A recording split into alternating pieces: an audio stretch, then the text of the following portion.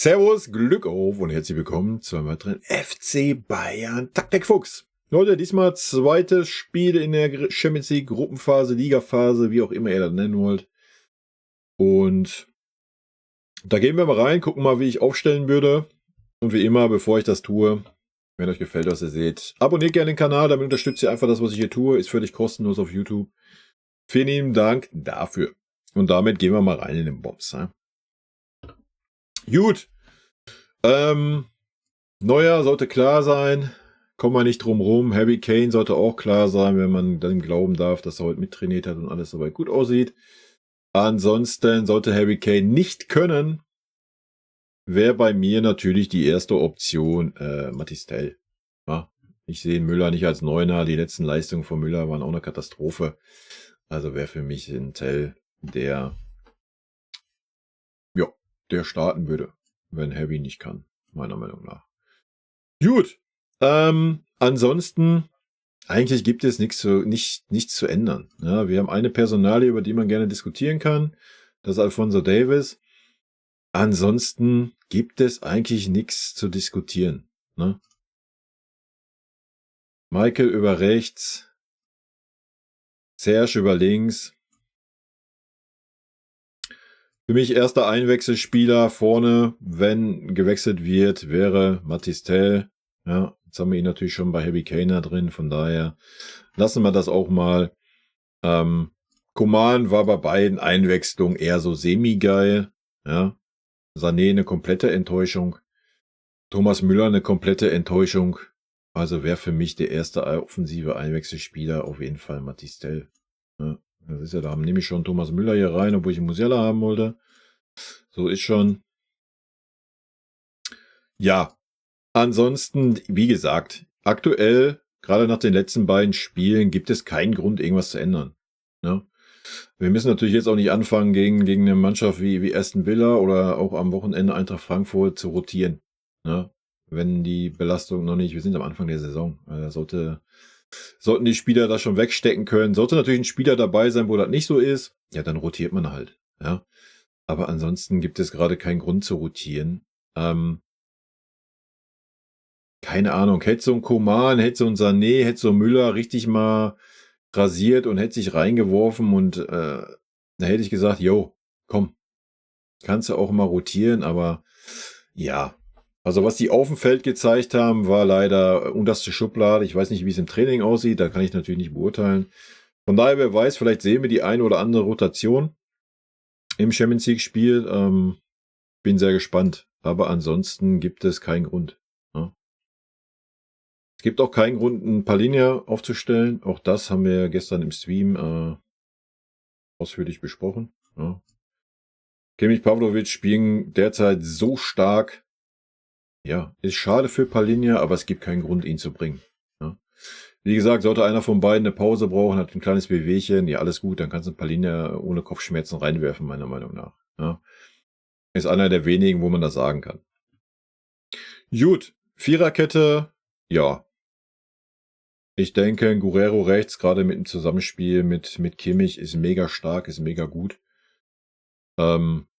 Ja, man kann natürlich auch sagen, man stellt einen Conny Leimer auf, aber ich sehe einen Conny Leimer einfach nicht als Rechtsverteidiger. Ich weiß nicht, ich werde mit dem Conny als Rechtsverteidiger einfach nicht warm, Leute. Von daher ist es für mich leider keine Option. Dann hätte ich eher gesagt, Kimmich als Rechtsverteidiger und Conny Leimer oder Palhinha ins Mittelfeld, ein Guerrero nach links und ein Davies raus. Ja, das wäre die einzige Rochade, die ich sehe, die Sinn machen würde. Ne? Wenn man mal ein Palhinha ein bisschen Spielzeit geben wollen würde, könnte man das sicher machen. Aber aktuell funktioniert Pavlovic Kimmich halt auf dieser Doppel-6, Doppel-8-Geschichte einfach so gut, dass ich es jetzt gegen so einen schon stärkeren Gegner nicht unbedingt auseinanderreißen würde. Ja, von daher wird das bei mir ja, die Standardgeschichte, ne? Genauso wie wir die letzten beiden Spiele gespielt haben. Also da gibt's halt leider, was heißt leider? Da gibt's halt einfach nichts dran zu meckern. Ne? Alle waren stark, auch Fonzie Davies, aufsteigende Form, gar keine Frage. Wäre aber der einzige, wo ich sagen würde, ja, könnte man drüber reden, ihn rauszurotieren. Und wie, habe ich gerade schon gesagt. Ja? Wenn, dann müsste man Kimmich auf die RV ziehen, ein Palinja rein oder ein Leimer rein ins Mittelfeld und dann kannst du einen Guerrero auf links ziehen. So, das wäre das Einzige, was ich sehe. Ansonsten sieht man ja auch, dass unsere linke Seite dadurch natürlich schon stark limitiert ist. Ja, weil Davies bei Weitem nicht das Spielverständnis und diese Fähigkeiten hat, die so ein Guerrero auf der anderen Seite mitbringt. Ne? Ist aber natürlich auch ein bisschen andere Spielweise dann über die linke Seite. Wer weiß, vielleicht wird es gegen Aston Villa so sein. Vielleicht ist Aston Villa noch naiv und wird reinhauen, ist gehypt, war Champions League nach 17 Jahren mal wieder und wird versuchen, uns an die Wand zu spielen oder sowas. Und wir kriegen Räume, dann ist natürlich die linke Seite auch sehr stark. Ne? Wir werden sehen. Ich bin sehr gespannt. Aber ansonsten gibt es aktuell ja nichts, wo ich sage, jo, musst du jetzt unbedingt ändern. Ist gerade super schlecht. Ja, ganz im Gegenteil. Wie gesagt, wiederhole mich da gerne nochmal. Für mich, wenn keiner ein Wehwehchen hat, wenn keiner überbelastet ist, gibt es keinen Grund, irgendwas zu ändern. Fonzie Davies wäre der Einzige, wo ich sagen würde, ja, hätte ich jetzt auch kein Problem mit, da was zu ändern. Aber ist auch nicht zwingend, der hat auch aufsteigende Form. Und ja, keine Ahnung, wie da die Gedankenspiele sind. Wenn die Gedankenspiele da sind, ja, Fonzie in Form zu bringen und den Vertrag doch zu verlängern, ja, da macht es natürlich Sinn, an ihm festzuhalten. Sollte das nicht der Fall sein, könnte man halt auch sagen, komm, wir rotieren Fonzie Davies raus und ja, ich weiß es nicht. Schwierig zu sagen. Ne? Alternativen habe ich gerade schon aufgezählt. Im Mittelfeld haben wir natürlich Conny Leimer, der sich auch reingeschmissen hat. Ja. Wir haben natürlich auch noch einen Leon, den ich aber weit hinten sehe. Von daher wäre natürlich Palinja hier die erste Wahl.